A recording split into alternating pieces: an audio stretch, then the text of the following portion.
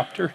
Number 4 is compare yourself to who you were yesterday, not to who someone else is today. And the goal should be, how could I conceive of my life so that if I had that life, it would clearly be worth living, so I wouldn't have to be bitter, resentful, deceitful, arrogant, and vengeful.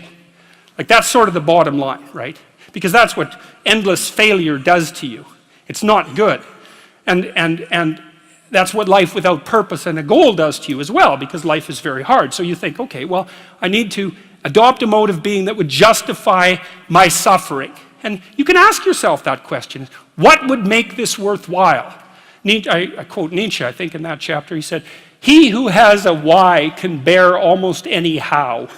That's a lovely line, man. I mean, it's a lovely line. And it's really worth thinking about. So you think, well, how do I manage all this misery and suffering and futility? It's like, well, I need to figure out what I would have to do in order to make that clearly worthwhile. And so then you have your goal, and then you think, well, I need to move towards that incrementally, because I'm kind of useless and can only do so much, and maybe not even that. But all I have to do is be a little bit better than my miserable self yesterday. And that'll propel you forward very rapidly. And you can succeed at it, which is also really lovely, because why not set yourself up for success, because otherwise you'll droop around like a number 10 lobster, and that's just not good. You get all pinchy when that happens, and it's not a good thing.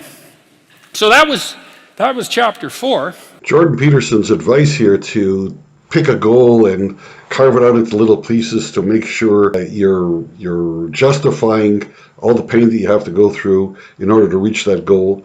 It sounds very attractive, but I don't find it very practical.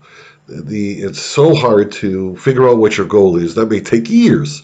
He himself in other places says that it takes years to figure out what really goes on. And secondly, then to carve it into small steps also is a long process, and after you've done that, it could very well be that you'll change goals midstream, because you lose the goal you set, loses its attraction with what you're accomplishing and what you know now as you grow, and then you have to start all over again. So it can be very impractical. Go back to his original title. Compare yourself with who you were yesterday instead of with who somebody else is today. I relate to what he's saying, but there's a different approach. He's saying, don't look at those people that have achieved so much, whereas you haven't, and then kick yourself for not having achieved what they have. The alternative is, instead of looking at yourself yesterday, look at the people below you in the social heap. There's always people below you. And if you look at that, then you may not feel so bad about yourself, because at least you're better than they.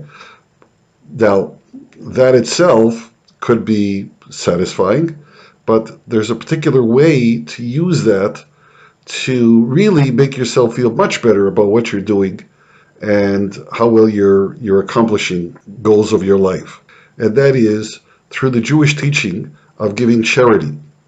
There's 2 types of charity. The one gives, each one has its place and builds your character, builds your attitude, builds your satisfaction. First one is that if anybody asks you for charity, always respond, even if it's with a very small amount.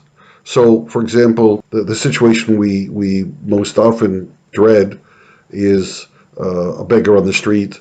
If they approach you, not if they're just standing there with a cup in their hand, but if they approach you, always give them something. And if you've already given to a lot of people, you give a small amount. It could be a dime, a quarter, a dollar, whatever it is, but do something, because then you've responded. It's not appropriate to tell yourself that you can't afford to the time or the resources to give another human being.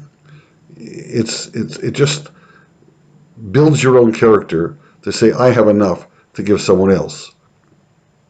Even if you think that they are not deserving, they ought to go get a job and so on. But since they asked you, you are big enough to respond.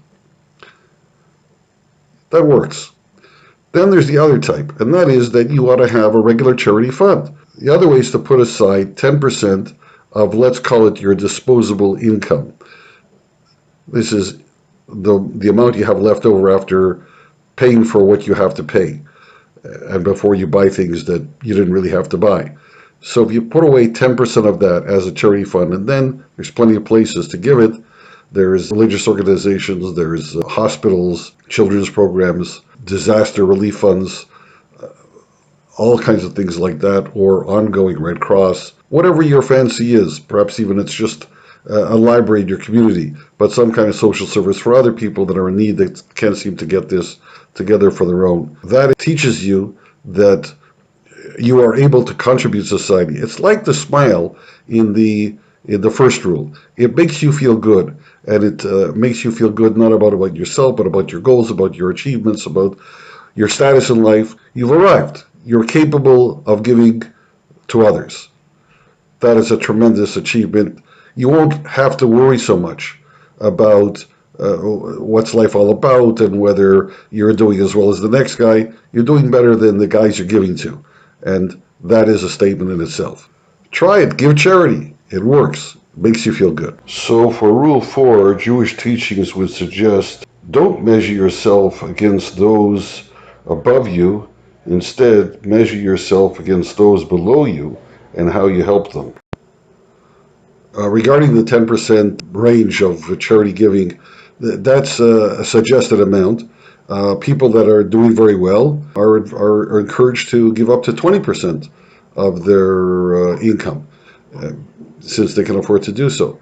However, not more. They're advised not to do more unless they're very wealthy, because you don't want to put yourself. Some people are overly generous. This makes you feel so good that you can wind up becoming a spendthrift in that way, which is nice for the people that receive it, but not for the ultimately not good for you and them, and then it gives it a bad reputation. So not more than 20% unless you're fabulously wealthy.